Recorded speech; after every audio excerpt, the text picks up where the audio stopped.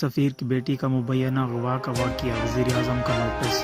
وزیر داخلہ کا ملزمان کو فوری طور پر گرفتار کرنے کی ہدایت۔ واقعہ کی تحقیقات کر رہے ہیں۔ افغان سفیر کی بیٹی کے بیان کے مطابق پہلی ٹیکسی میں ان کے پر تشدد ہوا، دوسری ٹیکسی والے کو ہم نے ٹریس کر لیا ہے، ان کی تحریری بیان پر کارروائی کی جائے گی۔ ابھی تک انہوں نے کوئی تحریری بیان نہیں دیا۔ سرد جنگ کے فریق روس اور امریکہ میں برف پگھلنے لگی۔ روس نے امریکہ کو فضائی اڈوں کی پیشکش کر دی۔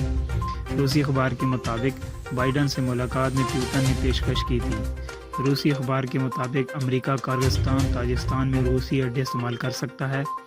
اس کے علاوہ فضائی سرویلنس کا ڈیٹا دینے کی بھی آفر کی گئی۔ روسی اخبار کے مطابق بابر افتخار کا کہنا ہے کہ را این ڈی ایس دہشت گردوں کی سرپرستی کرتے ہیں۔ دہشت گردی کے حالیہ واقعات کا تعلق افغان صورتحال سے ہے۔ افغان سرحد پر تمام غیر قانونی داخلے سیل کر دیے گئے ہیں۔ ترجمان پاک فوج: یہ باڑ امن کی باڑ ہے۔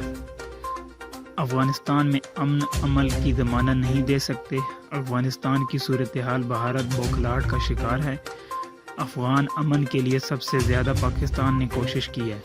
جب افغان ایک کمرے میں خود بیٹھ کے بات کرنے کو تیار نہ ہو تو پاکستان کیا کر سکتا ہے؟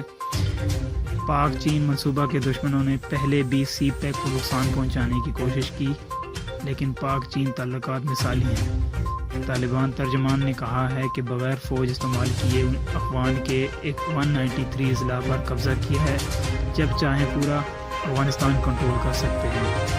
طالبان ترجمان سہیل شاہین کا الجزیرہ کو انٹرویو میں کہا کہ افغان فوجی لڑائی سست امن عمل سے مایوس ہیں۔ امریکہ کا کہنا ہے کہ طالبان نے بزور طاقت سے حکومت تھوپی تو نہیں مانیں گے۔